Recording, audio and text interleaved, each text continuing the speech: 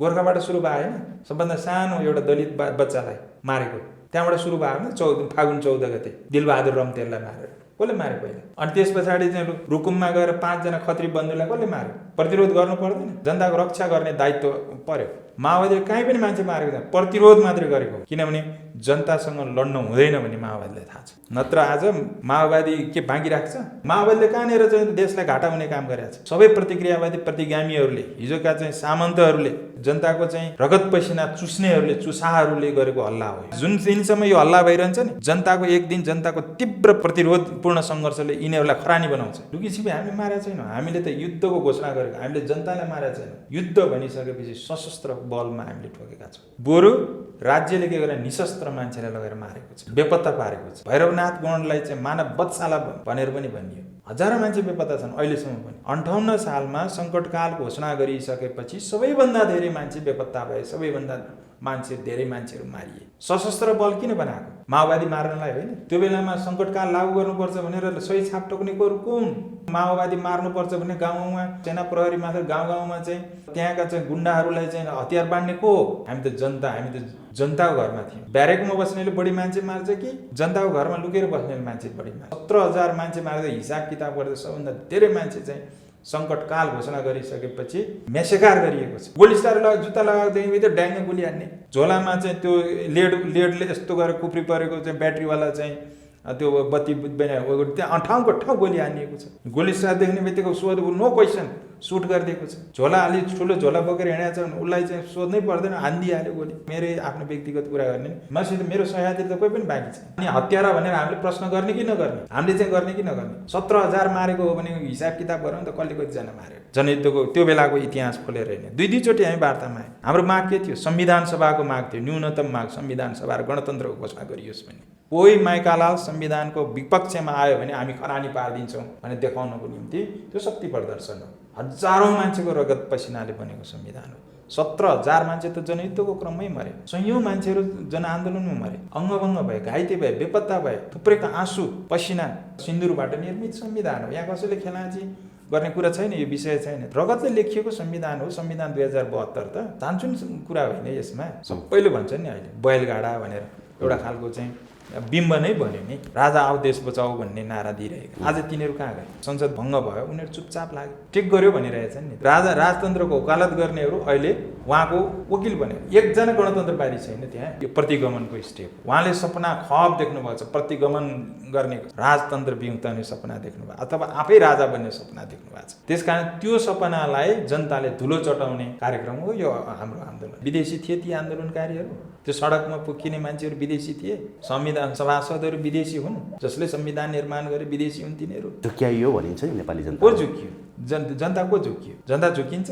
नेपाली जनताको टाउकोमा फुटबल खेलिरहेका थिए, जनताको रगत पसिनामा होली खेलिरहेका थिए, उनीहरूको स्वर्ग ढलेको छ। उनीहरू फेरि त्यसलाई प्रतिगमनको सपना देखिरहेका छन्। तिनीहरूको कुरा हो। ज्ञानेन्द्र त व्यापारी भइसक्यो। उसले दायाँ जन्ताको जस्तो स्टेप चाल्यो भने उनलाई जनताकै कारवाही हुन्छ नि त। अकुत सम्पत्ति जम्मा गरेर बसेका छन् नि। तपाईँले अकुत सम्पत्ति जम्मा गर्न पाउनुहुन्छ? उनी यस्तो किसिमबाट हटाइएको छ। उनीले चाहिँ सिभिलियन भन्दा फरक ढङ्गले चाहिँ प्रस्तुत हुने ढङ्गले उनलाई हटाइएको छ। उनी अलिक फरक जनता हुन्, अहिले विशेष जनता हुन्। उनले राजनीति गरे भने उनले जनताकै ठाउँमा पुर्याइन्छ नि त। फेरि जो ज्ञानेन्द्र छ ऊ राजा बन्न चाहिरहेको छैन। कसैले चाहिँ उचालिदिएको भरमा कोही आउँदैन क्या। ज्ञानेन्द्र आफैलाई थाहा छ, पारसलाई थाहा छ यो कुरा। भारतले किन नेपालमा जनयुद्ध गराउने? त राजतन्त्रको पुरो साइनो उनीहरूको चाहिँ सत्तामा थियो। हाम्रो चाहिँ ठुल्ठुला नेताहरू त भारतमै गिरफ्तार गरे, झन्झनै मारिए। त्यो तत्कालीन माओवादीका नेता चाहिँ मोहन वैद्य कहाँ हुनुहुन्थ्यो? जेलमा होइन। सीपी गजरेल कहाँ हुनुहुन्थ्यो? जेलमा होइन।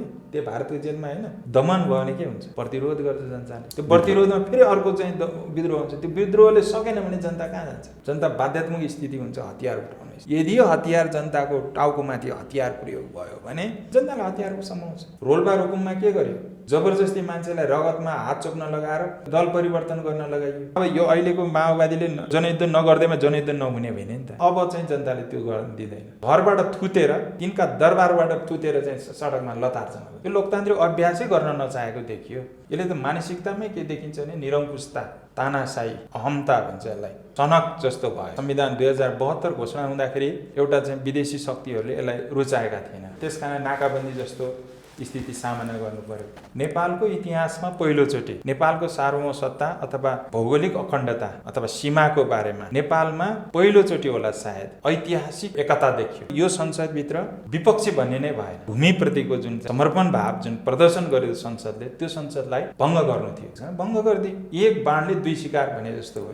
राष्ट्रियताको पक्षमा एक ढिक्का भएको संसदलाई हिर्काइदियो, त्यो कोल्याप्स गरिदियो। अर्कोतिर यो कामले के भयो भने संविधान पनि त्यो तिमीहरूको संविधान हामीले चाहेनौँ भने त्यो कागजको खोस्टो हो भन्ने सन्देश पनि दिन खोज्यो। नेकपा एकता भएको 2075 साल जेठ 3 गते हो। त्यो बेलादेखि आजसम्म नेकपाको तल्लो कमिटीहरू कहीँ पनि बनेको छैन। पार्टीको बैठक बस्दैन, पार्टीको निर्णय केही पनि हुँदैन, कमिटी बन्दैन, छताछुल्ल छ। जीवित पार्टीभित्र छलफल हुनु भनेको कुनै नौलो कुरा होइन, त्यो हुन्छ। र त्यसलाई बाइपास गरेर जाने भनेको त त्यो त कम्युनिस्ट पार्टी भएन। एकता पूर्व दुईटै कम्युनिस्ट पार्टीहरूलाई विघटन गरेको, तल एकता नगरिदिने विघटन गरिदिइसकेको छ। को त्यसको प्रमुख हो भन्ने पनि थाहा छैन, कसले त्यसको जिम्मेवारी निर्वाह गर्ने भन्ने पनि थाहा छैन। अब चुनावमा गए पनि कसले भोट मागिदिने, कसले भनेको कसले चेन अफ कमान्ड कसरी बन्छ? कहिल्यै चुनावको कुरा गरिराख्नु भएको छ नि, कसले भोट मागिदिने? कमिटी छ तल भोट माग्नलाई, नेताले भाषण गरेर भोट आउने हो र? अब चुनावमा जाने र 2/3 ल्याउने पूर्ति गर्छन्, कसले ल्याइदिने चुनाव त्यो आउने? त्यसकारण यो चुनाव हुने चुनाव पनि होइन, भोट आउने चुनाव पनि होइन। 2/3 देखेको तिमीहरू आफै मासेर खाने, भताभुङ्ग बनाउने, फेरि 2/3 फेरि भोट माग्न आउने भनेर जनताले लखड्दैन। चुनाव गराउन चाहनुहुन्न, किन चुनाव गराउने सरकार हुँदो हो त उहाँले के गर्ने, आफूले राजीनामा दिनुहुन्थ्यो। राष्ट्रपतिले उहाँलाई के भन्थ्यो भने काम चलाऊ सरकार भनिदिन्थ्यो। यो काम चलाऊ सरकारै होइन, यो चुनावी सरकारै होइन। यो चुनावी सरकार नभइसक्यो किन चुनाव गर्नु पर्यो? चुनाव भइहाल्यो, चुनाव परिणाम आयो भने पनि उहाँले त्यो परिणाम स्वीकार्नुहुन्न।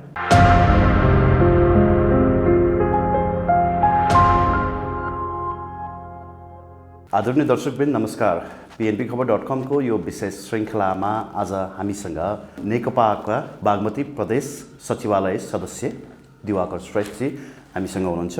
विशेष गरी उहाँ पूर्व माओवादी कमान्डर पनि हुनुहुन्छ र माओवादी कमान्डर भन्दा पनि माओवादीभित्र चाहिँ इलेक्ट्रोनिक इन्जिनियरको रूपमा काम गर्नुभएको पनि थियो। पछिल्लो समयका राजनीतिक परिवेशहरूलाई जोडेर र विगतका कुराहरू पनि थोरै कोट्याउने प्रयास गरेछौँ। सर, यहाँलाई स्वागत छ PNBखबर.com मा। नमस्कार। अब प्रधानमन्त्री केपी शर्मा ओलीको कदम गैर संवैधानिक भयो भनेर यहाँहरूले निरन्तर आन्दोलन पनि गरिरहनु भएको छ होइन? अब यो फेरि एकपटक जनआन्दोलनै गर्नुपर्छ कि भन्ने जस्तो किसिमको अभिव्यक्तिहरू पनि आइरहेका छन्। यहाँलाई के लाग्छ? अब हिजो पनि जनताले यो संविधान निर्माण गर्नको निम्ति अथवा यो सङ्घीय लोकतान्त्रिक गणतन्त्रात्मक संविधान निर्माण गर्नको लागि जनताले एउटा बलिदानीपूर्ण सङ्घर्ष गरे। आज जुन गत पौष 5 को प्रधानमन्त्रीको कदमले त्यो निर्मित त्यो संविधान एक किसिमले कागजी खोस्टोमा परिणत भएको छ। त्यसै कारणले त्यो संविधानलाई बचाउनको निम्ति फेरि पुनः एकचोटि नेपाली जनता सडकमा आउनुपर्ने स्थिति सिर्जना भएको छ।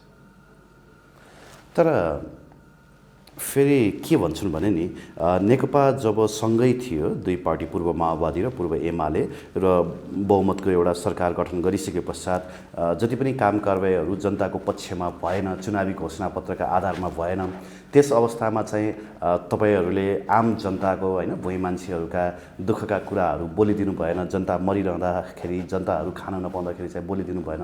अब फेरि पनि अर्को व्यक्ति प्रधानमन्त्री ओलीलाई निकालेर अर्को व्यक्तिलाई प्रधानमन्त्री बनाउनको लागि चाहिँ हामी किन आन्दोलनमा सहभागी हुने भन्ने खालको तर्कहरू पनि प्रस्तुत गरिरहेका छन् नि। त्यो निश्चित रूपमा त्यो तर्क आउने गरेको छ।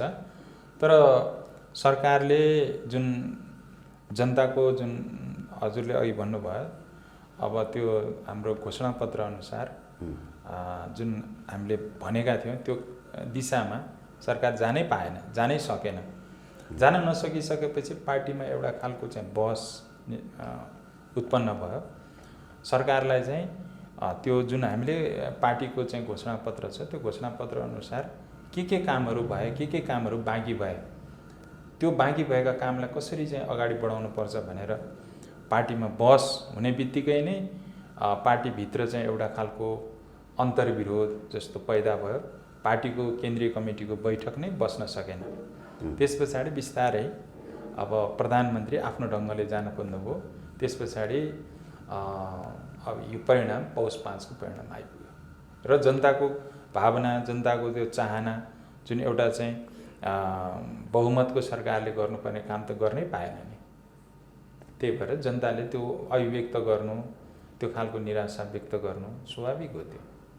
तर यहाँहरूले नै भनौँ न दुःख गरेर रगत पसिना बगाएर लिएर आउनुभएको संविधानले स्पष्ट रूपमा देशको सार्वभौम सत्ता जनतामा निहित छ होइन भनेर प्रष्ट व्याख्या गरेको छ भने फ्रेस म्यान्डेटको लागि मलाई पार्टीले काम गर्न दिएन, फ्रेस जनमतको लागि चाहिँ हामी जनतामा जान्छौँ, हामी निर्वाचनमा जान्छौँ भन्दा चाहिँ यहाँले असहमति जनाउनु पर्ने कुरा चाहिँ कहाँनिर हो? यो कस्तो हो भन्दाखेरि सबभन्दा नेपालको मूल कानुन भनेको संविधान हो। संविधानलाई सबैले स्वीकार्नुपर्छ अथवा सम्मान गर्छ, मान्नुपर्छ त्यसलाई। संविधानले योभन्दा अघिल्लो संविधान जुन बेलामा राजतन्त्रात्मक संसदीय व्यवस्था भनिन्थ्यो, जुन संविधान 2047, संविधान 2047 पछि नेपाली जनताले धेरै पटक अस्थिरता भोग्यो अथवा बहुमतकै सरकार भए पनि ढल्ने, त्यो सरकार गठन हुने विघटन हुने जुन प्रक्रिया, प्रधानमन्त्रीलाई मन नपर्ने बित्तिकै सदन भङ्ग गरिदिने जुन स्थिति भयो, त्यसले भयङ्कर ठुलो चाहिँ एउटा देशमा अस्थिरता कायम भयो।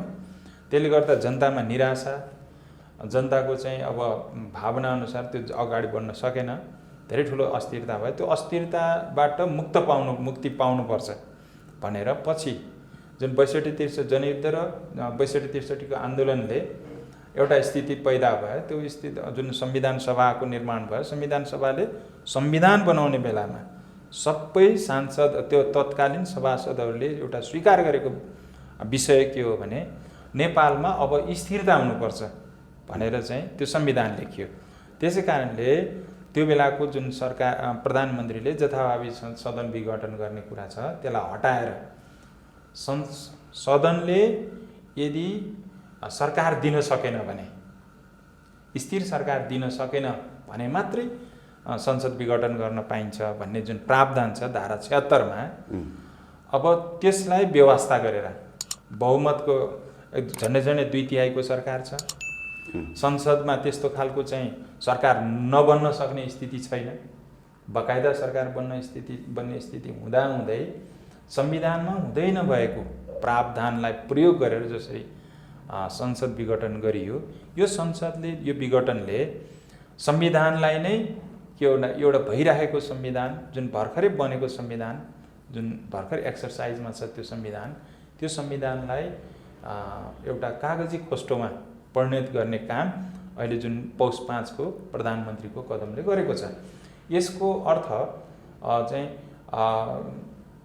मतलब जहिले पनि जनताको जनमत लिने भन्ने हुँदैन। यसको आवधिक छ, संविधानलाई स्वीकार्नुपर्ने, संविधानलाई मान्नुपर्ने कुरा छ। यदि चाहिँ यस्तो भएन भने विधिको शासन, कानुनी राज्य भन्ने कुरो चाहिँ त्यो कागजी घोषणा मात्रै हुन्छ। त्यसैले हामीले विधिवत ढङ्गले जाउँ, संविधानलाई मानौँ, संविधानलाई सम्मान गरौँ भनेर हामी आन्दोलनमा छौँ। अहिले जुन प्रस्ताव चाहिँ प्रचण्डले पेश गर्नुभयो, राजनीतिक प्रस्ताव, त्यो प्रस्ताव पश्चात चाहिँ अलिकति नेकपाभित्र चाहिँ होइन ध्रुवीकरणको सुरुवात भयो।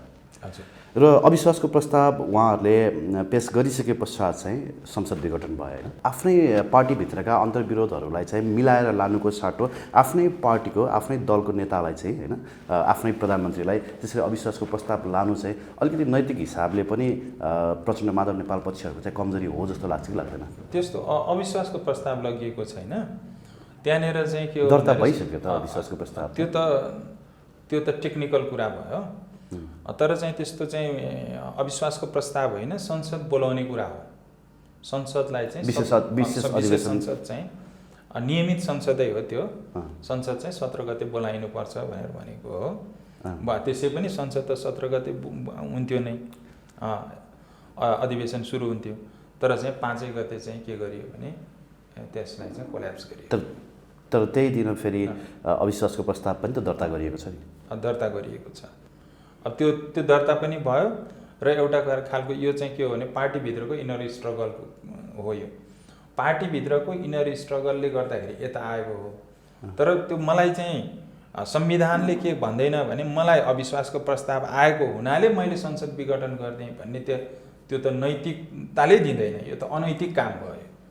त्यो त भनेको अविश्वासको प्रस्ताव आउँछ, अविश्वासको प्रस्ताव आइसकेपछि फेरि त्यो त विश्वासको पनि त बन्न सक्छ नि संसदभित्र। तर त्यो प्रक्रियामा प्रधानमन्त्री जान त्यो फेस गर्ने चाहनु भएन। त्यसकारण यसले के गर्छ भने एउटा संसदीय अभ्यासमा भनेको जस्तो चुनावमा भाग लिँदाखेरि पनि सबैले जितिन्छ भनेरै उम्मेदवारी दिने हो, सबै त जित्दैन। जसले पराजित हुन्छ अथवा निर्वाचित हुँदैन उसले त्यो चुनावलाई अस्वीकार गर्ने भन्ने त हुँदैन नि। त्यसैले यो प्रजातान्त्रिक अथवा लोकतान्त्रिक अभ्यास भनेको सबै जनताको अगाडि जाने हो, जनताले निर्वाचित गर्यो भने सांसद हुन्छ, त्यस्तै यो संसदभित्र निर्वाचित भयो भने प्रधानमन्त्री हुने हो, नभए त सांसदै हुने हो नि। त्यस कारण यो प्रक्रिया हो, यो प्रक्रिया अस्वीकार गर्ने मान्छे त लोकतान्त्रिकै भएन नि। यो लोकतान्त्रिक अभ्यासै गर्न नचाहेको देखियो। यो त दिशा त यसले त मानसिकतामै के देखिन्छ भने निरङ्कुशता, तानाशाही, अहमता भन्छ यसलाई, सनक जस्तो भयो एउटा। जस्तो यो राजनीतिक अस्थिरता लिएर आउनुमा केपी ओली मात्र एकल दोषी हुन् कि प्रचण्ड नेपाल पक्षीहरू पनि केही हदसम्म चाहिँ उनीहरू पनि स्टेक होल्डर हुन्? यस्तो हो, यसमा अलिकति यहाँ अलिकति राजनीतिक जगतमा यो यस्तो खालको चाहिँ कुरा गरिन्छ। तर मलाई म चाहिँ र यो यथार्थ पनि के हो भने नेपालमा दुईवटा कुरा छ हामीले एकदम हेर्नुपर्ने। जब यो संविधान घोषणा भयो, यो चाहिँ संविधान 2072 घोषणा हुँदाखेरि एउटा चाहिँ विदेशी शक्तिहरूले यसलाई रुचाएका थिएन, एउटा कुरा त्यो। त्यसकारण नाकाबन्दी जस्तो स्थिति सामना गर्नु पर्यो। अर्को कुरा चाहिँ के भयो भने नेपालको इतिहासमा पहिलोचोटि नेपालको सार्वभौमसत्ता अथवा एउटा चाहिँ यो भौगोलिक अखण्डता अथवा सीमाको बारेमा नेपालमा पहिलोचोटि होला सायद ऐतिहासिक एउटा चाहिँ त्यहाँ देख्यो, एकता देखियो।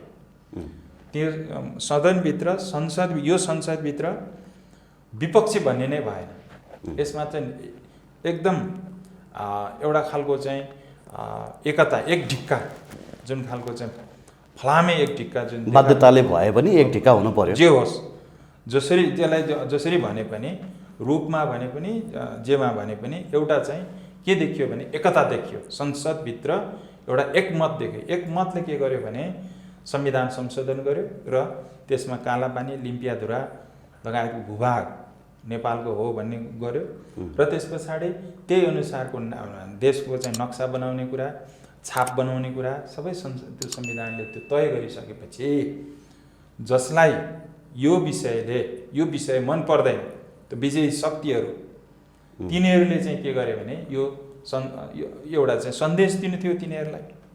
किनभने तिमीहरू यसरी गयौ भने हामी यस्तो गरिदिन सक्छौँ भने त्यो सन्देश दिनु थियो।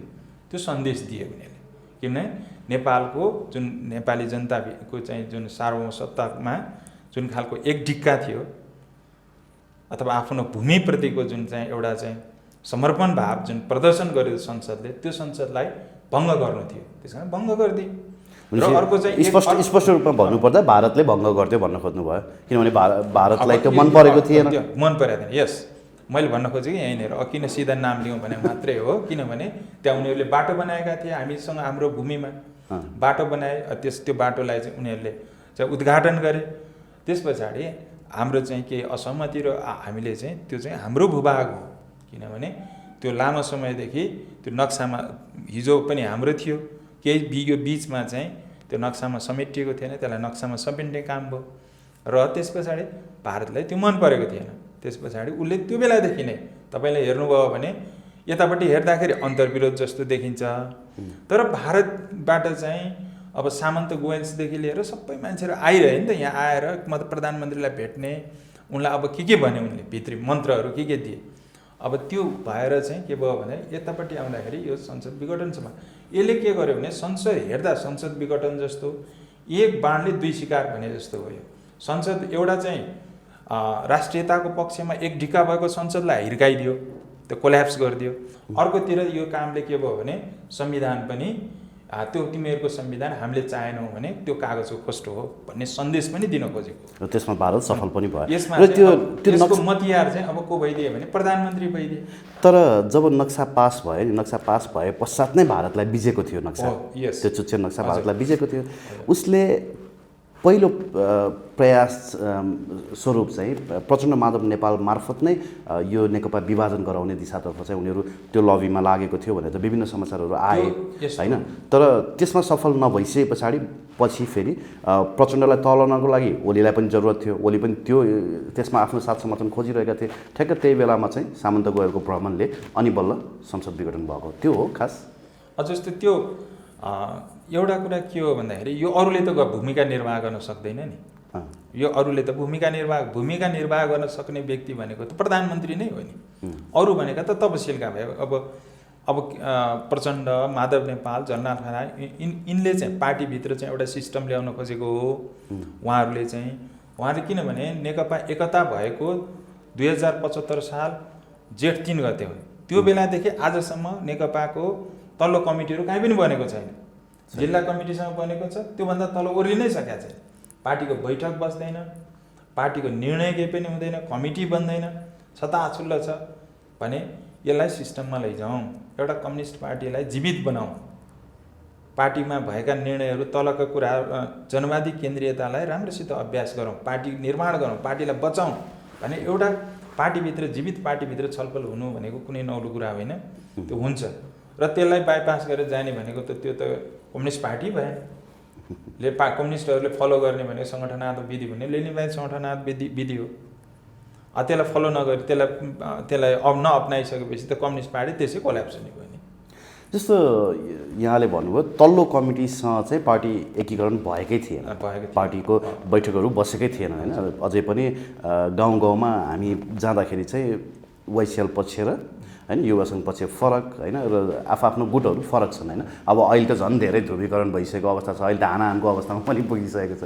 माओवादी जसरी एमालेसँग गठबन्धनमा गयो तत्पश्चात पार्टी एकीकरणमा गयो नि, त्यो एउटा ऐतिहासिक भुल थियो जस्तो लाग्छ लाग्दैन? त्यस्तो भुल होइन। यो के हो भन्दाखेरि यो जनताको पार्टी भनेको जनताको निम्ति हो, जनताको भावनालाई सम्बोधन गर्नको निम्ति हो। जुन पार्टीले देखेको जनताका समस्याहरूलाई समाधान गर्नको निम्ति हो पार्टी भने जनताको चाहना। यो 6 साल यतापट्टि जसरी कम्युनिस्टहरू टुक्रा भएर चाहिँ छेदविच्छेद भयो, जनताहरूले कम्युनिस्ट पार्टी भन्छन्, कुन कम्युनिस्ट पार्टी हो कुन कम्युनिस्ट पार्टी चिन्नै नसक्ने जनताहरू बोल्ने अझै पनि 22-23 वटा त अझै पनि छन् अलमलमा पर्ने। भइसकेपछि जनताहरूको चाहना के थियो भने एउटै कम्युनिस्ट पार्टी बनोस् भन्ने हो। त्यही भएर चाहिँ लामो समयदेखि चाहिँ कम्युनिस्टहरू चाहिँ एकताको प्रक्रिया पनि हुने र फुट्ने पनि भइरहेको छ। त्यस कारणले यो दुईवटा ठुला कम्युनिस्ट पार्टीहरूको बिचमा एकता भएको। एकता पूर्व के गरियो भने दुईटै कम्युनिस्ट पार्टीहरूलाई विघटन गरेको, दुईटै कम्युनिस्ट पार्टी विघटन गरेर एकता गरेको। अब भनेपछि तपाईँको तल गएर खोजेपछि तल एकता नगरिदिने विघटन गरिदिइसकेको छ। को त्यसको प्रमुख हो भन्ने पनि थाहा छैन, कसले त्यसको जिम्मेवारी निर्वाह गर्ने भन्ने पनि थाहा छैन। भनेपछि सिद्धियो नि त तल त कम्युनिस्ट पार्टी सिद्धियो। अब चुनावमा गए पनि कसले भोट मागिदिने, कसले भनेको कसले चेन अफ कमान्ड कसरी बन्छ?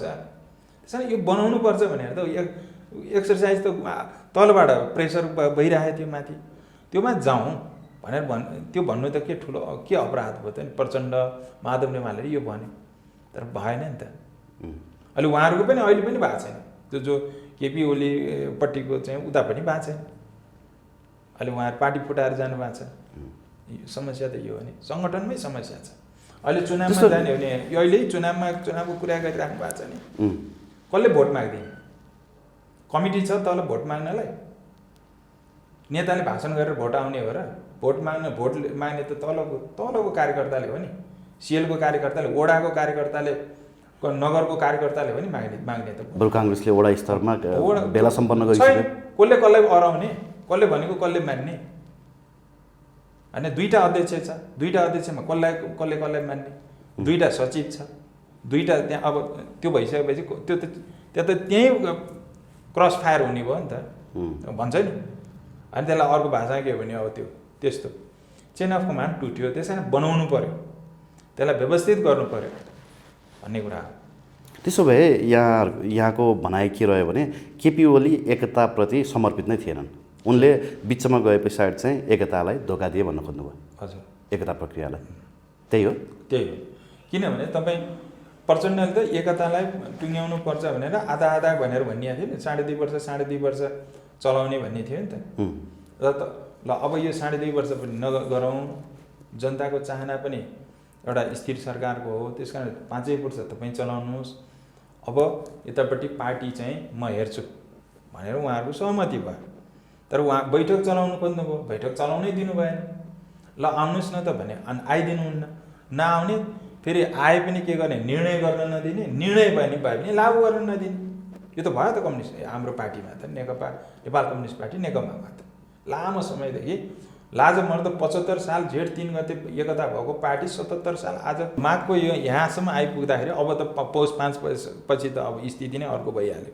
पौष 5 सम्म पनि के पनि भएको छैन सङ्गठनात्मक काम भनेपछि चुनावमा जाने र 2/3 ल्याउने पूर्ति गर्छन्। कसले ल्याइदिने चुनाव त्यो आउने? त्यस कारण यो चुनाव हुने चुनाव पनि होइन, भोट आउने चुनाव पनि होइन। भोट त आउँदै आउँदैन यस्तो तरिकाले, कोही मलाई थाहा छैन कसले भोट हाल्ने हो।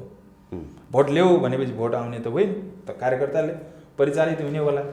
जनताहरू त रुष्ट पनि छन् यति बेला, जनताहरू कोरोना भाइरसको महामारीको कारणले। कोरोना छ यहाँ यत्रो चाहिँ प्रश्नहरू चाहिँ कोरोनामा चाहिँ ल्याइएको किटहरूको बारेमा प्रश्न उठिराखेको छ, यतिको बारेमा प्रश्न उठिराखेको छ, थुप्रै प्रश्नहरू छन् नि त। यहाँ त भ्रष्टाचारको त्यो चाहिँ के सेक्युरिटी चाहिँ प्रेसको कुराको प्रश्न उठिराखेको छ, यसको जवाफ दिने कसले?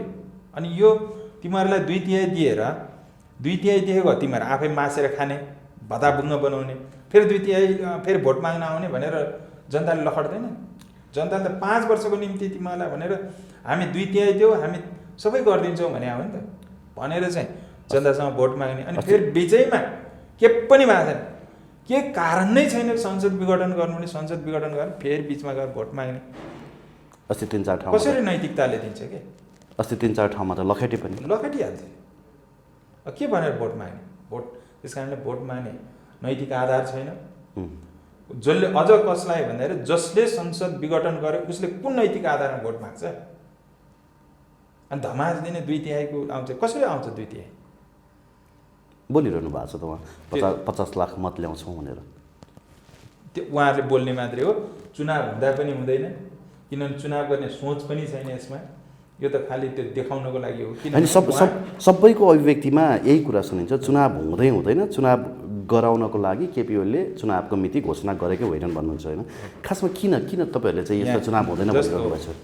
जुन बेलादेखि केपी ओली प्रधानमन्त्री हुनुभयो त्यो बेलादेखि उहाँले एक्सर्साइज के गर्न थाल्नुभयो भने क्रमशः संविधानहरूलाई मिच्ने, एउटा संविधान मिच्ने कामहरू उहाँले गर्न थाल्नुभयो। जस्तो तपाईँको हाम्रो संविधानले हाम्रो देशको नाम भनेको सङ्घीय लोकतान्त्रिक गणतन्त्र नेपाल हो, नेपालको नाम। उहाँले सरकारी कामकाजमा संविधानमा त्यो भए पनि उहाँले किन नेपाल भनेर लेख्ने भनेर भनिदिनु हो। संसारमा कहीँ पनि यो अभ्यास छैन। चीनले पनि जनगणतन्त्र चीन भन्छ भन्दाखेरि उसले चीन मात्रै भने नि हुन्थ्यो नि, तर उसले सरकारी कामकाजमा जनगणतन्त्र चीन भन्छ भने हाम्रो पनि सङ्घीय लोकतान्त्रिक गणतन्त्र नेपाल हो। पहिलो उहाँले त्यो गर्नुभयो। यो त अस्ति भर्खरकै कुरा, अस्ति भर्खर त्यो एउटा भनेको उहाँले चाहिँ सङ्घीयता लोकतन्त्रलाई पहिलो प्रहार हो त्यो। त्यस पछाडि उहाँ चाहिँ कहाँ आउनुभयो भन्दाखेरि यस्तै गरिकन अनि अब यतापट्टि मन्त्रीमण्डलको कुरा गर्दाखेरि उहाँले के गर्नुभयो भन्दाखेरि शक्तिशाली बन्ने भइरहेको सिस्टमलाई तोड्नुभयो उहाँले। किन गृह मन्त्रालयमा रहेको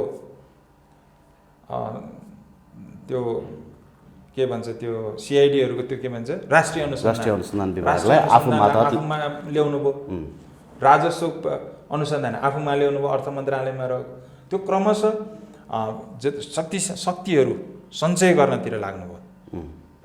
त्यसले गर्दाखेरि उहाँ क्रमशः के हो त भन्दाखेरि यसले के देखाउँछ भन्दाखेरि एउटा छलफल, एउटा सहमति, सहकार्य भन्दा पनि एउटा चाहिँ शक्तिशाली बन्ने, निरङ्कुश बन्ने तिर उहाँ चाहिँ यता संविधानमा अप्ठ्यारो परेका कुराहरूलाई चाहिँ उ गर्ने।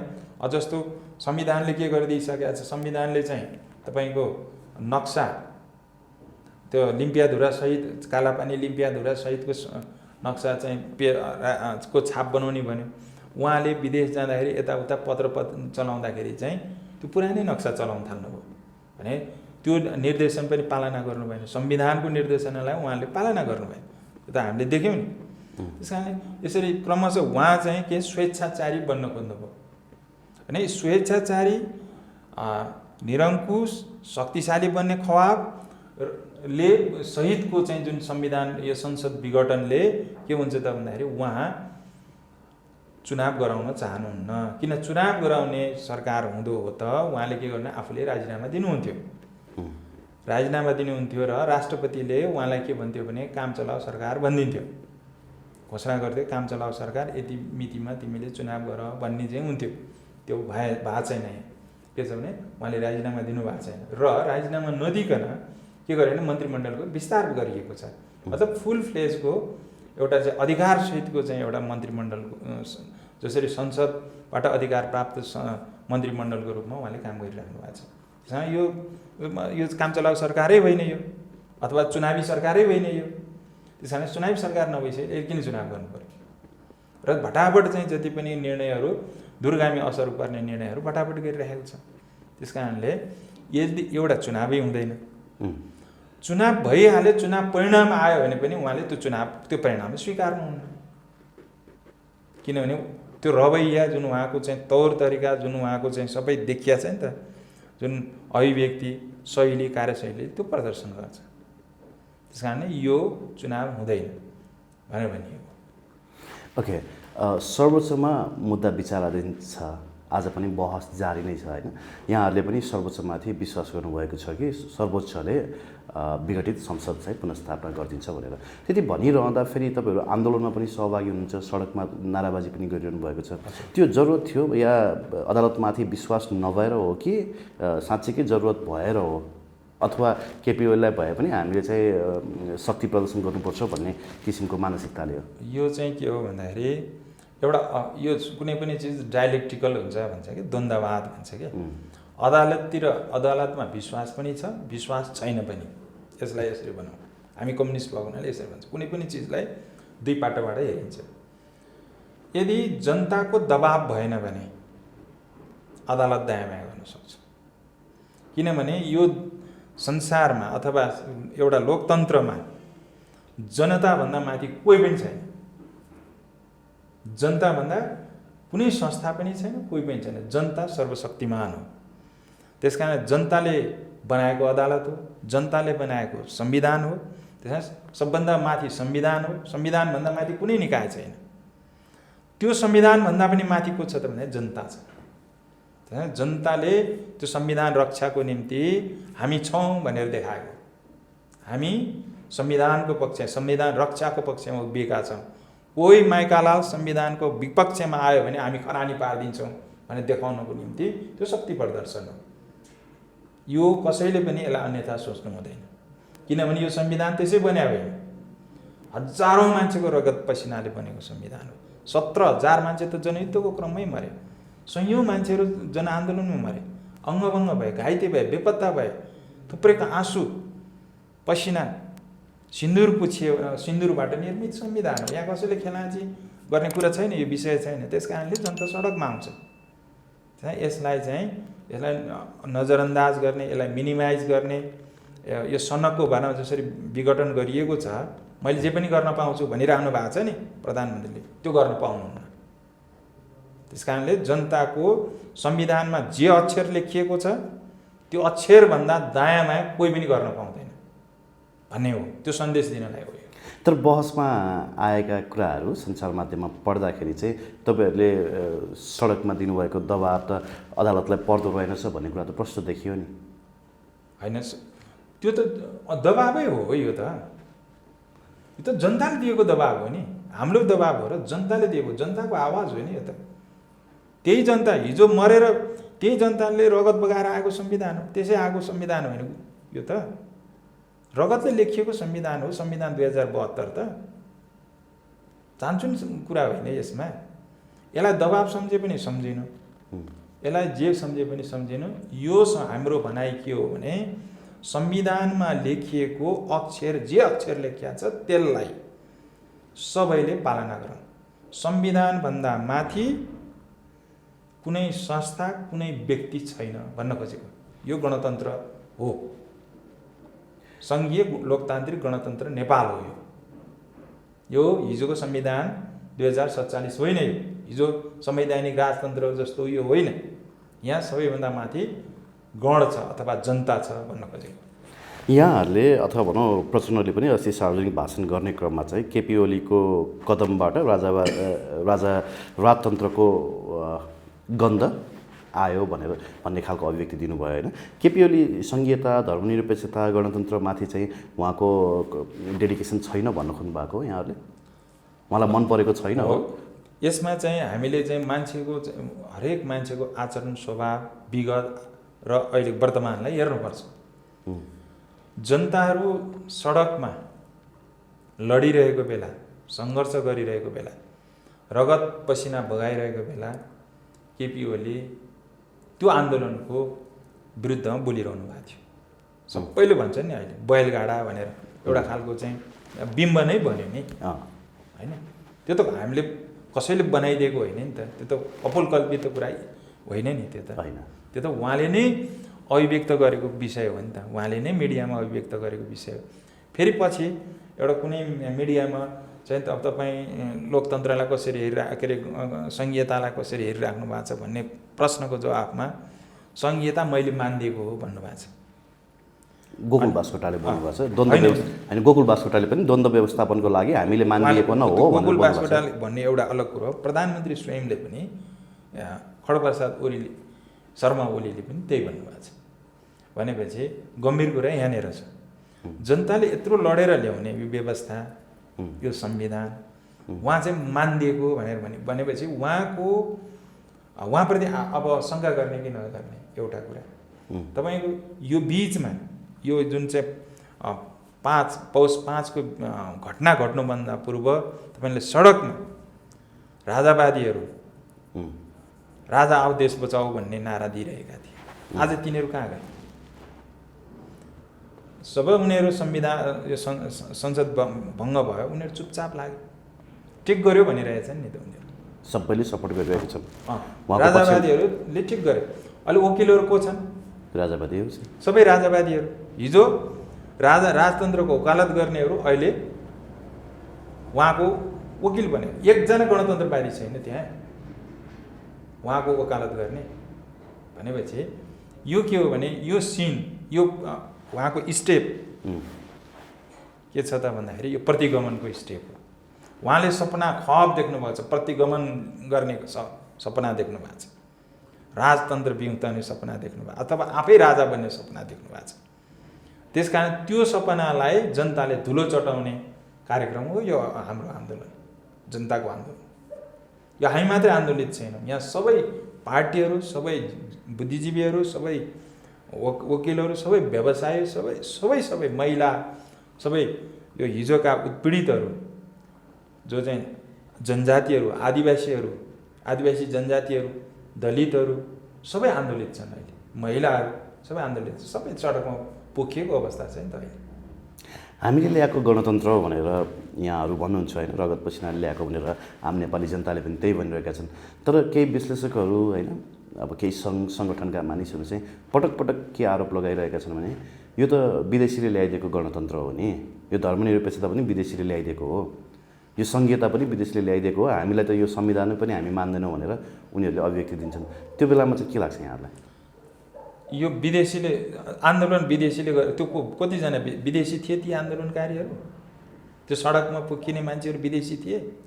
त्यो संविधान सभासदहरू विदेशी हुन्? जसले संविधान निर्माण गरे विदेशी हुन् तिनीहरू? झुक्क्याइयो भनिन्छ नि नेपाली जनता। को झुक्कियो? जनता को झुक्कियो? जनता झुक्किन्छ? यस्तो नचाहिने कुरा गर्ने जनता जो चाहिँ 250 वर्षदेखि नेपाली जनताको टाउकोमा फुटबल खेलिरहेका थिए, जो जनताको रगत पसिनामा होली खेलिरहेका थिए, उनीहरूको स्वर्ग ढलेको छ। उनीहरू फेरि त्यसलाई प्रतिगमनको सपना देखिरहेका छन्।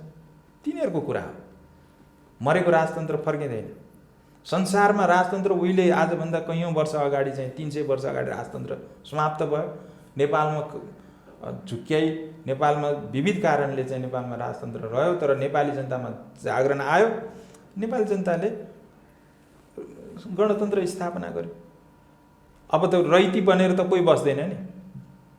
रैती बन्ने जमाना गयो। अब जनता त अब नागरिक बन्ने जमाना हो। तर राजतन्त्र आज युवाहरू हेर्नुहोस् न सडकमा त यहाँले नै अघि भनिहाल्नु भयो यो संसद विघटन हुनुभन्दा केही समय अगाडि त भर्खरका युवाहरू समेत सडकमा नारा लाउँदै राजा आऊ देश बचाऊ भन्दै दौडेका छन्। त्यही त त्यो चेतना नभएपछि आऊ कसैलाई आऊ म शासन गर्छु भनेर आउनु पर्यो नि। हिम्मत हुनु पर्यो। राजा कोही आएर एबिसिडी आएर बचाइदिने हो देश? त्यो त आफूसित छैन, क्षमता छैन, अनि कसैलाई गुहारिरहेछ। को आउने राजा? को राजा आउने? राजा छ र राजा आउने? ज्ञानेन्द्र त जिउँदैछन् त। ज्ञानेन्द्र त व्यापारी भइसक्यो।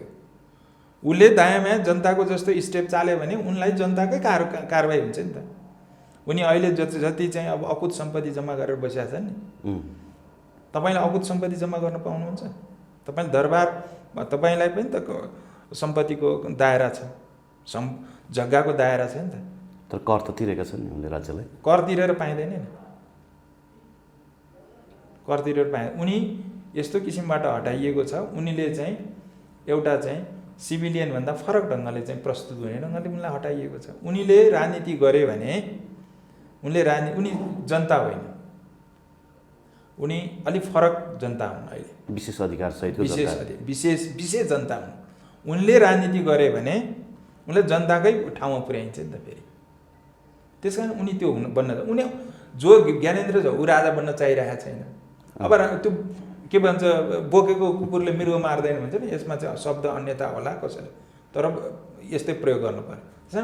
कसैले चाहिँ उचालिदिएको भरमा कोही आउँदैन क्या। ज्ञानेन्द्र आफैलाई थाहा छ, पारसलाई थाहा छ यो कुरा। अब यिनीहरू चाहिँ के छ भने यिनीहरू बरु कसको चाहिँ खाएका हुन्, यिनीहरूले त्यो खाएर उफ्रेका हुन् कि के पनि होइन। न राजनीतिक चेत छ, न उद्देश्य छ, न लक्ष्य छ। त्यसै उफ्रेर त हुँदैन नि। चेत हुनु पर्यो, राजनीतिक चेतना हुनु पर्यो। ओके, तपाईँ आफै पनि पूर्व कमान्डर, पूर्व माओवादी कमान्डर, त्यसमाथि पनि इलेक्ट्रिकल इन्जिनियर। हजुर। गोला बारुद यस्ताहरू त हामीले कति बनायौँ कति खेलायौँ भनेर मसँग अफेयरमा पनि कुराकानी गर्नुभयो होइन। अब यति बेला एउटा आरोप यहाँहरूमाथि के लाग्छ भने माओवादी जनयुद्ध त भारतले गराइदिएको हो, भारतमा बसेर गरेको हो भनेर चाहिँ त्यही विश्लेषकहरूले पटक पटक बोलिरहेका छन् र भारतका पनि केही विश्लेषकहरूले यसमा सहमति जनाएका छन्। उनीहरूका पनि त्यस्ता अभिव्यक्तिहरू आएका छन्। यहाँ एउटा प्रत्यक्ष स्टेक होल्डरको रूपमा त्यो जनयुद्ध चाहिँ के भारतको सहयोगमा भएको थियो, त्यो कुरा अलिकति एक्सप्रेस गरिदिनु हाम्रो दर्शकहरूलाई। यो के हो त भन्दाखेरि भारतले किन एउटा यो चाहिँ के छ त भन्दाखेरि भारतले किन नेपालमा जनयुद्ध गराउने? राजतन्त्र हटाउनको लागि हामीले माओवादीलाई साथ गरेको भनेर उनीहरूको साइनो त राजतन्त्रको बरु साइनो उनीहरूको चाहिँ सत्तामा थियो। यदि भारतले गरिदिएको हुँदो हो भने भारतमा हाम्रा त्यत्रा मान्छेहरू बेपत्ता हुन्थेनन्, त्यत्रा मान्छेहरू गिरफ्तार हुन्थेनन्, त्यत्रा मान्छेहरू मारिन्थेनन्। हाम्रो चाहिँ ठुल्ठुला नेताहरू त भारतमै गिरफ्तार गरे, झन्झनै मारिए ठुला नेताहरू। साना दोस्रो दर्जाको नेताहरू सबै त्यो के भन्छ बिहारको सबैभन्दा ठुलो जेल के भन्छ त्यो तिहाड जेल, तिहाड जेलमा कतिजना हाम्रा चाहिँ नेताहरू थिए। हाम्रो चाहिँ त्यो तत्कालीन माओवादीका नेता चाहिँ मोहन वैद्य कहाँ हुनुहुन्थ्यो? जेलमा होइन। सिपी गजरेल कहाँ हुनुहुन्थ्यो? जेलमा होइन। त्यो भारतको जेलमा होइन। सबै नेताहरू ठुलो मजालाई एक लेयरको नेताहरू त सबै सिद्ध्याइदिएको हो नि भारतले। जनयुद्धलाई माया गरे भए उसले राख्छ त्यहाँ। यदि ती नेताहरू मात्रै भएको भए हाम्रो भारतलाई नसोधिकन तपाईँहरू चाहिँ तत्कालीन राष्ट्रसँग वार्ता गर्न उन्मुख हुनुभयो भनेर चाहिँ मोहन वैद्य किरण र सिपी गजरेललाई समातियो भन्छन् नि। भारतलाई जानकारी नदिकन यहाँहरू चाहिँ त्यति बेलाको राष्ट्रसँग वार्ताको लागि तयारी हुनुभयो, त्यही भएर चाहिँ समात्न लगाइयो भनिन्छ। त्यो वाहियात कुरो हो। किनभने भारतसँग कुनै सरोकारको विषय होइन। भारतीय शासकसँग हाम्रो कुनै सरोकार थिएन। हामी नेपाली जनताको बलमा युद्धमा थियौँ। हामी भारतमा बस्थ्यौँ। हाम्रो नेताहरू भारतमा बस्नुभयो, तर भारतमा बस्दाखेरि भूमिगत बस्नुभयो। भारतमै पनि तपाईँको 7 सालमा पनि त त्यो 7 सालको परिवर्तनभन्दा अगाडि नेताहरू भारतमा भूमिगतै हो। भारत विशाल भूभाग छ, भूभाग विशाल भूभाग भएपछि के हुन्छ त भन्दाखेरि त्यहाँ छिप्न पनि सजिलो हुन्छ। त्यस्तै नेपालमा बसे पनि भूमिगतै हो भनेपछि त्यो भूमि चाहिँ प्रयोग भयो होला, तर शासकहरूसँग भारतीय शासकसँग कुनै साइन छैन। किनभने एउटा युग परिवर्तन गर्ने आन्दोलनलाई केही प्रतिगामीहरूले त्यसलाई चाहिँ धुलो छाप्नको निम्ति धमिल्याउनको निम्ति गरेको हल्ला हो, त्यो कुनै साइन छैन। तर आज प्रधानमन्त्री केपी शर्मा ओलीले नै भन्नुभएको छ नि, म जनतालाई हँसाउँदै हिँड्छु, उहाँहरूलाई किन डाह भयो, म उहाँहरू जस्तो मान्छे मार्ने विधवा बनाउने त होइन नि, जनतालाई दुःख दिने त होइन भनेर बोल्नु भएको छ। यो जनयुद्धलाई झन् धेरै यो समयमा आएर गिजो लिन थाल्यो होइन, झन् धेरै चिड्याउन खोजियो, के त्यस्तो के लाग्छ कि लाग्दैन यहाँहरूलाई? जस्तो यस्तो हो, यो युद्ध आन्दोलन भनेको रहरले हुने विषय होइन यो। अनि तर आज प्रधानमन्त्री स्तरबाटै त्यो किसिमका अभिव्यक्तिहरू आउनु उहाँले अभिव्यक्ति दिनु होला, सुन्नुभयो तपाईँले थुनिदिनु भयो। तपाईँ जनताको यत्रो बलिदानबाट चाहिँ आएको संविधानलाई तपाईँले कागजी खोस्टा बनाइदिनु अथवा बन्यो यो भने के जनता अचुप लगाएर बस्छ? जनता सडकमा जान्छ। सडकमा तपाईँको त्यहाँ दमन भयो भने के हुन्छ? प्रतिरोध गर्छ जनताले। त्यो प्रतिरोधमा फेरि अर्को चाहिँ विद्रोह हुन्छ। त्यो विद्रोहले सकेन भने जनता कहाँ जान्छ? जनता बाध्यात्मक स्थिति हुन्छ, हतियार उठाउने स्थिति। यदि हतियार जनताको टाउकोमाथि हतियार प्रयोग भयो भने जनतालाई हतियारको समाउँछ। हिजो जनयुद्ध भएको पनि त्यही हो नि, किनभने 2045-46को आन्दोलनमा जनताले कत्रो सपना बुनेको थियो, कत्रो अपेक्षा थियो। त्यो अपेक्षा हेर्दा हेर्दै के भयो भने त 52सम्म आइपुग्दाखेरि त्यो त के भयो भने जनता त निराशामा बदलियो नि त। निराशामा बदलिएपछि 9वटा मात्रै सिट ल्याएको हो त्यो बेलामा संयुक्त जनमोर्चा नेपालले।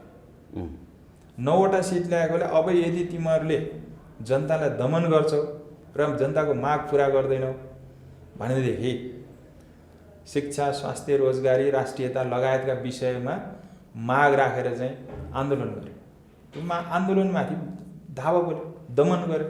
रोल्पा रुकुममा के गर्यो? जबरजस्ती मान्छेलाई रगतमा हात चोप्न लगाएर त्यहाँ दल परिवर्तन गर्न लगाइयो। भनेपछि त्यसले के गर्यो भने अनि त्यहाँ के भने सुदखोरहरू थिए, त्यहाँ बहुविवाहको प्रचलन थियो, पुरै एउटाको 32 जनासम्म श्रीमती बनाउने। भनेपछि जनता के भयो भने यो सबै चेतना जनताको चेतना माथि उठ्ने अनि त्यो राज्यले चाहिँ अथवा प्रतिक्रियावादी राज्यले चाहिँ पुरानै ढङ्गले चाहिँ उत्पीडन गर्न खोजेपछि के हुन्छ? जनता त विद्रोहमा आउँछ। त्यस पछाडि जनता के भने प्रतिरोधमा आयो। प्रतिरोध कसरी आयो भने तपाईँको गाउँ गाउँबाट प्रतिरोध भयो। त्यो गाउँ गाउँमा उठेको प्रतिरोधको चाहिँ संयुक्त अभिव्यक्ति के भने जनयुद्ध भयो। त्यो जनयुद्ध एकपछि अर्को अर्कोपछि अर्को गर्दै विकास भएको हो। तर अहिले पनि त्यही हो। अहिले पनि तपाईँको यसलाई तपाईँले रोकिदिनु हो भने यसले कहाँ जान्छ भन्दाखेरि यो स्वाभाविक ढङ्गले अर्को ठाउँमा जान्छ कि यो यहाँ बस्दैन, यो मान्नुहोस् तपाईँको। किनभने फेरि जनयुद्ध हुन सक्छ। यो हामीले भन्ने होइन, त्यो जनताले लान्छ। हेर्नुहोस् कसले नेतृत्व गर्छ त्यहाँ आउँछ। हामीले यो अहिलेको माओवादीले जनयुद्ध नगर्दैमा जनयुद्ध नहुने होइन नि त। त्यो त आफै त्यो त अटोमेटिकली त्यो जान्छ त, जनता त त्यहाँ जान्छ नि। जनताले नेता बनाउँछ, त्यो त बाटो त्यो थुनिएर त बस्दैन नि। एउटा ताललाई कतिसम्म तपाईँले थुनेर राख्नुहुन्छ? त बर्सातमा पानी थपिँदै त्यो त बाँधै फुटाइदिन्छ नि त। भने यस्तै जस्तो यो जनताको यो आवाजलाई, यदि जनताको चाहनालाई, जनताको सपनालाई यदि यसलाई चाहिँ बन्द गरियो भने, यसलाई निस्तेज पार्ने काम गरियो भने यसले के गर्छ भने जनता अगाडि बढ्छ। अबको बढाइमा के हुन्छ भनेदेखि हिजोको जस्तो हुँदैन। किनभने नेपालको इतिहासमा 7 सालदेखि यहाँसम्म हेर्ने भने प्रत्येकचोटि राजनीतिक परिवर्तन हुन्छ। पुरानो सत्ता नयाँ सत्तामा आएर विलिन हुन्छ र फेरि माथि त्यो पानीको तेल जस्तै माथि गएर फेरि सत्तासीन हुने। त्यही भयो होइन? हुँदै हुँदै आयो 7 सालदेखि यहाँसम्म। अब चाहिँ जनताले त्यो गर्न दिँदैन। घरबाट थुतेर, तिनका दरबारबाट थुतेर चाहिँ सडकमा लतार्छन् अब जनताले। त्यो हुन्छ नि त। अब जनता त धेरै अगाडि आइपुग्यो नि त। अब त अहिले चाहिँ के छ भने सबैको हात हातमा मिडिया छ अहिले। त्यति सचेत छैन नि जनता त हिजोको ठाउँमा त छैन जनता। जस्तो यहाँनिर छ नि अहिले विभाजित नेकपा ओली समूहकै पनि केही व्यक्तिहरू सामाजिक सञ्जाल मार्फत चाहिँ 17,000को हत्यारा प्रचण्ड भनेर त्यस्ता खालका अभिव्यक्तिहरू अलि तल्लो स्तरमै झरेर पनि अभिव्यक्तिहरू दिएको देख्छु होइन। अब राजावादीहरूले त त्यो अभिव्यक्तिहरूलाई झनै बढी उचाल्ने काम त भइरहेकै छ होइन। 5,000को जिम्मेवारी म लिन्छु भनेर प्रचण्डले त छाती खोलेर भन्नुभएको छ होइन। त्यो राज्य पक्षबाट भएको दमनको कुरा चाहिँ फेरि त्यसलाई चाहिँ लुकाइन्छ छिपाइन्छ। युद्धको घोषणा हामीले लुकीछिपी मारे त होइन नि, लुकीछिपी हामी मारेका छैनौँ। हामीले त युद्धको घोषणा गरेको, हामीले जनतालाई मारेका छैनौँ। हामीले युद्ध भनिसकेपछि सशस्त्र बलमा हामीले ठोकेका छौँ। बरु राज्यले के गरेर निशस्त्र मान्छेलाई लगेर मारेको छ, बेपत्ता पारेको छ। भैरवनाथ गौडलाई चाहिँ मानव वधशाला भनेर पनि भनियो। हजारौँ मान्छे बेपत्ता छन् अहिलेसम्म पनि। त्यो के हो, कसले गर्यो त भन्दाखेरि तपाईँको जुन बेला 58 सालमा सङ्कटकाल घोषणा गरिसकेपछि सबैभन्दा धेरै मान्छे बेपत्ता भए, सबैभन्दा धेरै मान्छेहरू मारिए। सशस्त्र बल किन बनाएको? माओवादी मार्नलाई होइन। सशस्त्र बल बनाउनको निम्ति चाहिँ भूमिका खेल्ने को हो त्यो बेलामा? अब अहिले पुरानो कुरा नकोट्यौँ भनेर मात्रै हो। त्यस कारण त्यो बेलामा सङ्कटकाल लागू गर्नुपर्छ भनेर सही छाप टोक्ने को हुन्? सेना पुलिसलाई माओवादी मार्नुपर्छ भने गाउँमा सेना प्रहरी मात्र गाउँमा चाहिँ त त्यहाँका चाहिँ गुन्डाहरूलाई चाहिँ हतियार बाँड्ने को हो? कसको कारणले सबैभन्दा धेरै मान्छे मरे? मान्छे मर्नु खुसीको कुरा हो? यो हामी त प्रतिरोध सङ्घर्षमा थियौँ। हामी त जनताको घरमा थियौँ। ब्यारेकमा बस्नेले बढी मान्छे मार्छ कि जनताको घरमा लुकेर बस्नेले मान्छे बढी मार्छ? अनि 17,000 मान्छे मार्दा हिसाब किताब गर्दा सबभन्दा धेरै मान्छे चाहिँ सङ्कटकाल घोषणा गरिसकेपछि मेसेकार गरिएको छ। देखे कि त गोलीस्टार जुत्ता लगाएकोदेखि त ड्याङ्ग गोली हान्ने को मार्यो? माओवादी गोलिस्टा जुत्ता लगाएको देख्ने बित्तिकै त्यही त हो।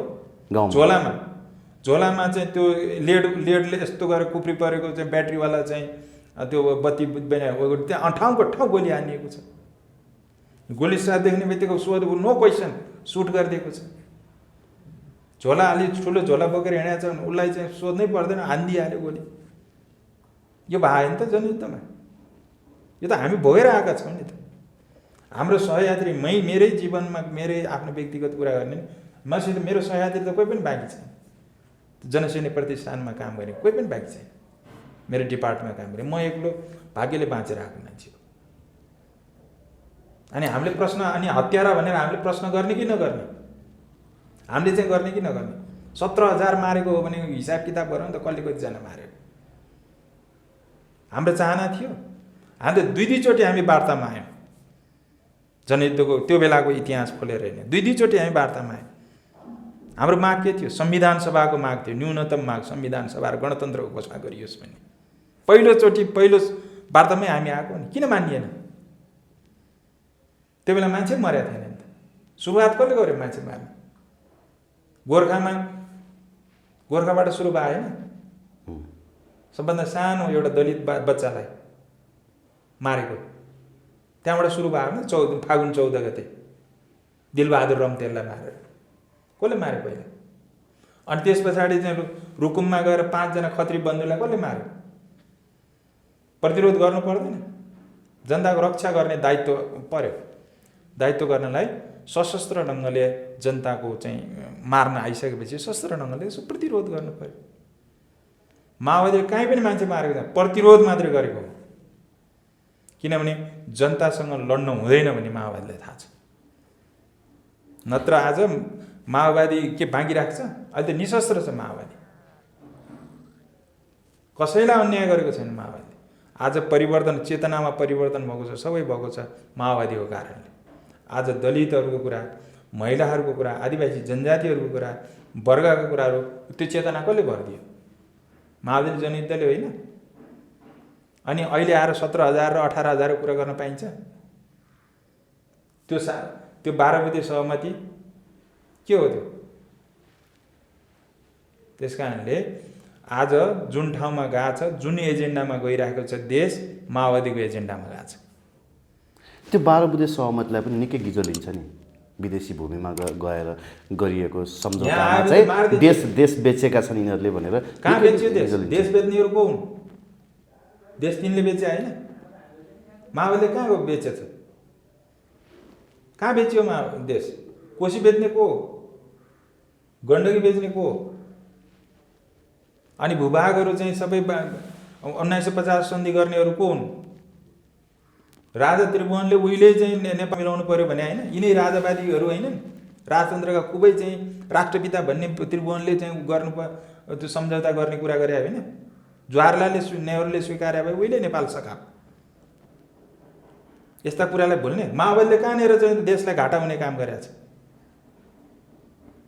त्यसैले यो सबै प्रतिक्रियावादी प्रतिगामीहरूले, हिजोका चाहिँ सामन्तहरूले, जनताको चाहिँ रगत पसिना चुस्नेहरूले, चुसाहरूले गरेको हल्ला हो यो।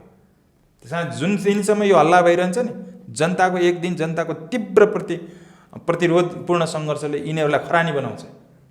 हामी त्यस्तो चाहिँ दिन नआओस् भनेर भनिरहेका छौँ। समयमा यस्ता चाहिँ प्रतिक्रियावादीहरूले बुद्धि फिरोस्।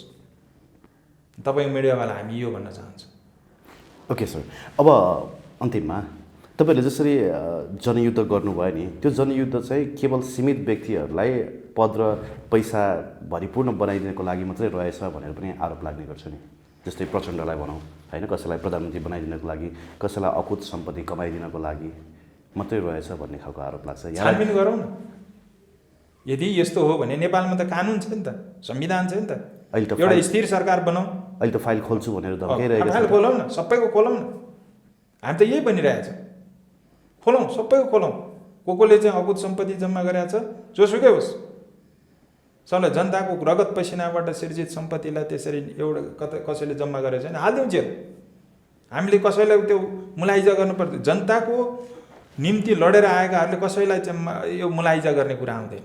त्यसकारण यसलाई राजनीतिकरण गर्नु हुँदैन। भ्रष्टाचारमाथि राजनीतिकरण भएको छ। जसले पानी ट्याङ्कीमा पैसा लुकाउँछ नि उसले भ्रष्टाचारको कुरा गरेको छ। जसले यतिको कुरा गरेर यतिबाट चाहिँ पैसा खाएको छ नि त्यसले भ्रष्टाचारको कुरा गरेको छ। जसले बदमासी गरिरहेछ, जसले चाहिँ यो अस्तिको चाहिँ कोरोनामा जसले पैसा खाएको छ उसले यो कुरा गरिरहेछ। उसले भ्रष्टाचारको फाइल खोल्ने? अहिले त भनिरहेका छन् त। उसले फाइल खोल्ने? फाइल खोलौँ न ल। विकासको नाममा व्यवसाय गरेका छन्, सबले देखेको छ नि। गरौँ, खोलौँ। हामी यही चाहन्छौँ। हाम्रो चाहना पनि यो गर्यो भने जनतामा, देशमा शान्ति हुन्छ, सिस्टमप्रति विश्वास हुन्छ। गरौँ न। जसले चाहिँ जो भ्रष्टाचारी, जो चाहिँ राष्ट्रघाती उद्देश्य के राष्ट्रवादी, जो भ्रष्टाचारी ऊ चाहिँ पुरै सदाचारी। यो अचम्मको कुरो छ क्या। हामी यही कुरो बुझिरहेका छैनौँ यो देशमा के भएको यो भनेर। ओके सर, मैले अघि एउटा प्रसङ्ग छुटाएँ, त्यसलाई म जोड्नै चाहन्छु। जसरी यहाँहरूले संसदीय व्यवस्थामा आएर प्रचण्डले पनि अस्तिकै अन्तर्वार्तामा भन्नुभयो, मैले संसदीय व्यवस्थामा कमिटमेन्ट गरिसकेँ होइन। यद्यपि हामीले यो चाहिँ समाजवादतर्फको यात्रा हो भनेर उहाँहरूले बोल्नु भएको छ। यो समाजवाद र साम्यवादको कुरा जब लिएर आउनुभयो तपाईँहरूले, 2 तिहाईको सरकार, जब एउटा 2 तिहाई नजिकको सरकार गठन पनि भयो, एउटा ठुलो सरकार गठन भइसकेपछि, ऐतिहासिक सरकार गठन भइसके पछाडि नक्सा पनि तुरुन्तै पास गर्यो र त्यो संसदले कसैले पनि त्यहाँ डिनाइ गर्न सकेनन्, एकजना सरिता गिरी बाहेक होइन। तत्पश्चात चाहिँ भारतलाई अब चाहिँ यिनीहरू हाम्रो पोल्टामा नहुने भए, अब संसदीय व्यवस्था पनि यिनीहरूले उल्ट्याउन सक्छन्, संविधान पनि संशोधन गर्न सक्छन्। अझै नेपाल चाहिँ हाम्रो हातबाट पर हुने भयो, साम्यवादतर्फ उन्मुख हुने भयो भने चाहिँ भारत लगायत पश्चिमा मुलुकहरू चाहिँ त्यस कारणले चाहिँ डराए र प्रचण्डलाई चाहिँ अब राजनीतिक रूपले सकाउनको लागि उनीहरूले निकै किसिमको ठुलो ग्रान्ड डिजाइन गरेको छ भन्ने खालको कुराहरू आउँछ। यहाँलाई सत्य लाग्छ कि के? यो कस्तो हो भन्दाखेरि हाम्रो देशमा कुन सिस्टम हुन्छ, यो दुनियाँ अहिले के हो त भने पुँजीवादमा गइसकेको दुनियाँ हो। तर तपाईँहरूले त जनवादी सरकारको लागि लड्नु भयो हो नि त, यो संसदीय व्यवस्थाको लागि त होइन। किनभने यहाँ कसैलाई पनि नेपालमा कुन सिस्टम हुन्छ भने उनीहरूको सरोकारको विषय होइन। तर सरोकार रहेछ नि त। सरोकार त्यहाँनिर होइन। उनीहरूको सरोकार नेपाल मार्फत उनीहरूलाई फाइदा हुन्छ कि हुँदैन, बस त्यति मात्रै हो। नेपाल मार्फत फाइदा हुन्छ, जस्तो अमेरिकालाई या एमसिसी पास हुन्छ कि हुँदैन भन्ने हो। गराउन सकेन एमसिसी, किनभने त्यहाँ पार्टीभित्रैबाट त्यसको विरोध भयो, किनभने एमसिसीमा त्यस्ता धाराहरू थिए जसले नेपालको स्वाधीनतामाथि त्यसले प्रहार गर्थ्यो। त्यस कारण त्यसलाई अस्वीकार गरियो, त्यो धारा परिवर्तन गर्नुपर्छ भनियो। र अर्को कुरा के आयो भने अमेरिका स्वयं र एमसिसी स्वयंले पनि एमसिसी भनेको आइपिएसकै एउटा अङ्ग हो भन्यो। आइपिएस भनेको अमेरिकाको सैन्य रणनीति हो भने नेपाल एउटा असमानता परराष्ट्र नीति पञ्चशीलको सिद्धान्तलाई स्वीकार गर्ने देशमा हाम्रो देश कुनै पनि विदेशीहरूको खेल मैदान बन्न दिइँदैन, हाम्रो भूमि प्रयोग गर्न दिँदैन, हाम्रो आकाश प्रयोग गर्न दिइँदैन भनेकोमा एमसिसीबाट आइपिएस, एमसिसीको कभरमा आइपिएस आउँछ भने यो के हुन्छ, हाम्रो यो असमानता परराष्ट्र नीति हाम्रो तोडिन्छ। त्यसले हाम्रो भूमि हाम्रो मित्र राष्ट्रहरूको विरुद्धमा प्रयोग हुन्छ, भारत र चीनको विरुद्धमा प्रयोग हुन्छ, चाहिँ यो गर्नु हुँदैन, यो हामी यो हिजोदेखिको पञ्चशीलको सिद्धान्त तोडिन्छ, चाहिँ यस्तो गर्नु हुँदैन भनेर एमसिसीको बारेमा पुनर्विचार गर्नुपर्छ भने झलनाथ खनालको नेतृत्वमा एउटा कार्यदल गठन भयो। कार्यदलले एउटा रिपोर्ट गर्यो, रिपोर्ट दियो, रिपोर्ट दिइसकेपछि त्यसलाई मान्नु परेन, आफैले कार्यदल बनाउने, कार्यदलको रिपोर्ट नमाने, त्यस्तो नि हुन्छ कहीँ? त्यस्तो भने कार्यदल किन बनाएको थियो? यो भनेको चाहिँ अराजकता भन्छ क्या, पार्टीभित्र एउटा तानाशाही प्रवृत्ति हुने थियो। जे होस्, आवरणमा जे देखिए पनि, जसरी तपाईँहरूले सीको स्कुलिङ होइन, सी पथको स्कुलिङ पनि यहाँ सुरु गर्नुभयो, त्यस पछाडि चाहिँ होइन नक्सा पनि जारी गर्नुभयो र भारत लगायत पश्चिमाहरूलाई त चिसो पस्यो। भारतको सन्दर्भमा के हो भने भारत चाहिँ नेपालमा अस्थिरता चाहन्थ्यो। नेपालको अस्थिरताबाट उसले चाहिँ आफ्नो कुत्सित वा स्वार्थ, जुन नेहरू डक्ट्रिन अन्तर्गतको कुत्सित स्वार्थहरू, यहाँको नेचुरल रिसोर्सहरू, ह्युमन रिसोर्सहरूमा ऊ चाहिँ यहाँबाट फाइदा लिन चाहन्थ्यो, लुट्न चाहन्थ्यो। अझ अर्को भाषामा भनौँ त्यहाँको शासक वर्ग चाहन्छ नै भनौँ न, चाहन्छ होइन, चाहन्छ। त्यस कारणले उसले यहाँ अस्थिरता निम्त्याउनुको निम्ति यो गरिएको छ। अहिले पनि कोशी हाइड्यामको कुरा त अझ झन् धेरै तड्कारो रूपले उठिरहेको छ अहिले। अरूहरू पनि अब हिजो अस्ति देख्नु भएन, सगरमाथामा पुगेर त्यो बोलेको मात्रै हो, त्यो उसको कुत्सित उद्देश्य चाहना, बिजेपीको चाहना त्यहाँ अभिव्यक्त भयो एकदमै। त्यो त हामी गम्भीर हुनु पर्दैन? चीनमाथिको प्रहार भयो, त्यो त हाम्रै भूमि प्रयोग भयो त। त्यहाँ कालापत्थरमा त्यो कसरी गयो? त्यहाँ आफै लुरु के अरे त्यो बालबाटार छिर्या हो, उसलाई त बोलाइयो, उसलाई त प्रश्न उसले दियो, यो बोल्ने भनेर उनीहरू पुरै स्क्रिप्टेड छ। त्यो इन्डियाको एउटा मिडियाको एउटा चरित्र, म तपाईँको आउँदाखेरि स्क्रिप्टेड हो यो होइन। तर इन्डिया मिडियाको के छ, इन्डियन मिडियाको सबै स्क्रिप्टेड हुन्छ। प्रश्न पहिल्यै दिइन्छ अनि त्यसमा के बोल्ने भने पहिल्यै कुरा हुन्छ, स्क्रिप्टेड अन्तर्वार्ता दिइयो अनि उसलाई चाहिँ के गर्यो, त्यहाँ पठाइयो र त्यो बोल्न लगाइयो। तुरुन्तै आपत्ति जनाउनु पर्दैन नेपालले, सरकारी लेभलबाट कहीँ आपत्ति जनाइएको छ यो विषयमा। त्यस कारण यो विषय गम्भीर छ। अब नेपाली अझै पनि कुरा बुझ्दैन, केही मान्छेहरू, धेरै नेपालीहरू त कुरा बुझिसकेका छन्, केही मान्छेहरूले कुरा बुझ्दैनन्। यसैमा दुःख लाग्छ हामीलाई। हस् सर, धन्यवाद दिन चाहन्छु यहाँलाई समय संवादको लागि, दुःख पाउनुभयो यहाँसम्म। हजुर, तपाईँको मिडियाले हाम्रो यो जुन अहिले विषम परिस्थिति बनिरहेको छ नेपालमा, राष्ट्रियताको मामिलामा, नेपालको संविधानको मामिलामा, नेपालको शान्तिको मामिलामा जुन हाम्रो धारणा राख्ने मौका तपाईँको मिडियाले दिनुभयो, त्यसको लागि तपाईँको मिडियालाई हाम्रो तर्फबाट धेरै धेरै धन्यवाद।